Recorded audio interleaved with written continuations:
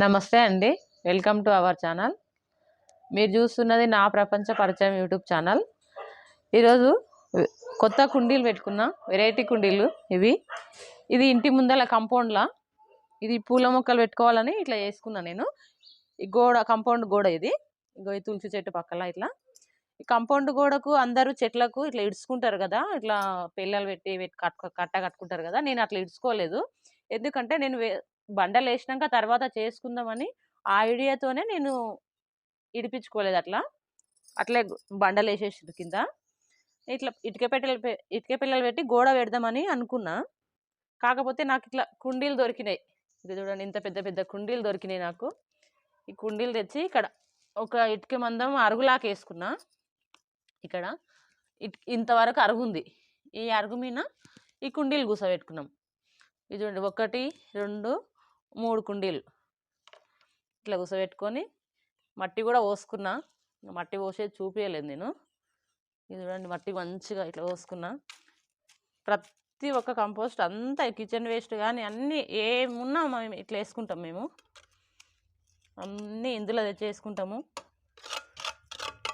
ఇది చూడండి, ఇది కూడా బాగుంది. ఇక చూడండి, ఎన్ని కుండీలు పెట్టుకున్నా కానీ పెట్టడం లేట్ అయింది కదా. ఇగో టమాటా చెట్లు, తోటకూర మొలిసేసింది చూడండి అప్పుడే.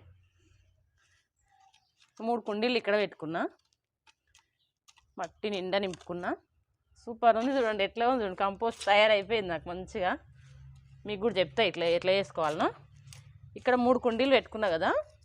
ఇంకా సైడు ఇక్కడ చూడండి, ఇవతల గోడ ఇది.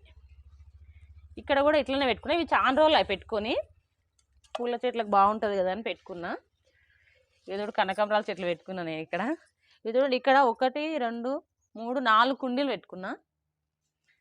ఇక్కడ చాలా రోజులు అవి పెట్టుకొని ఇక బచ్చల కూర వేసుకున్నా. చాలా సార్లు వేసుకున్నా, మస్తు తీసుకున్నా కూడా, మస్తు కోసుకున్నా బచ్చల కూర. ఇది అయిపోతుంది ఇంకా. ఇక్కడ ఇంకొకటి చామకూర కూడా వేసుకున్నా. ఇక్కడనే దగ్గర ఉంటుంది కదా, నీళ్ళు బాగా అవసరం కదా దీనికి. చామకూర కూడా వేసుకున్నా. ఇక చూడండి, ఇంకో కుండీలో చామకూర వేసుకున్నా. ఇట్లా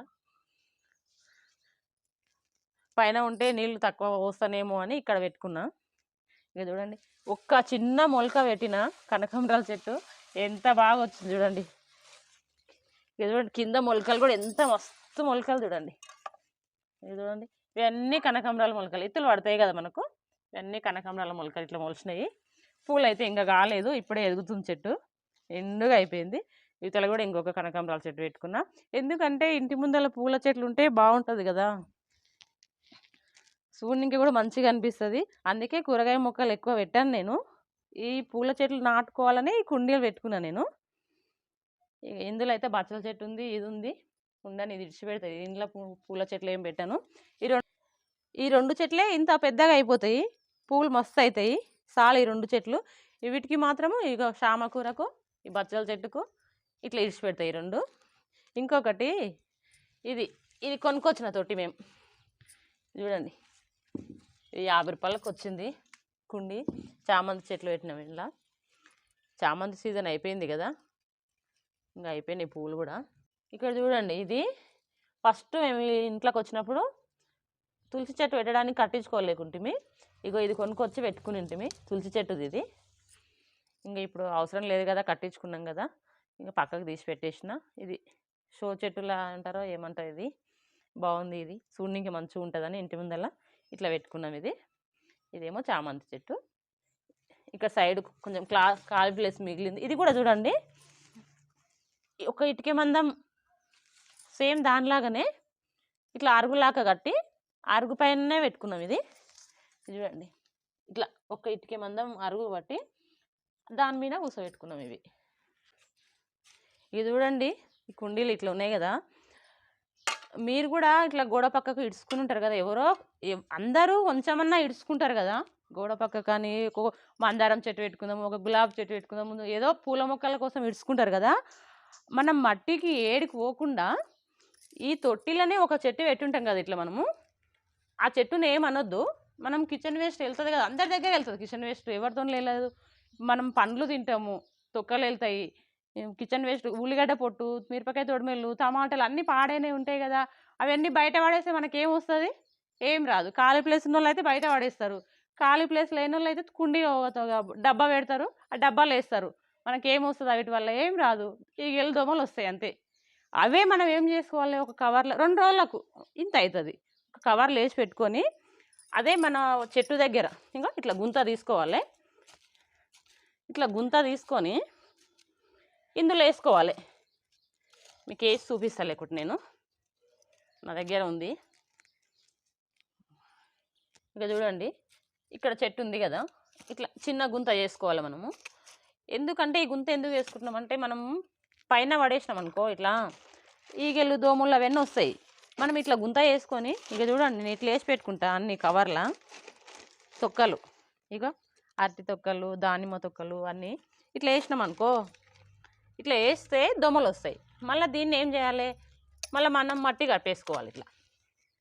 ఇట్లా మట్టి కప్పేసుకున్నామంటే ఇది ఒక 20-30 రోజుల వరకు మన కంపోస్ట్ తయారైపోతుంది.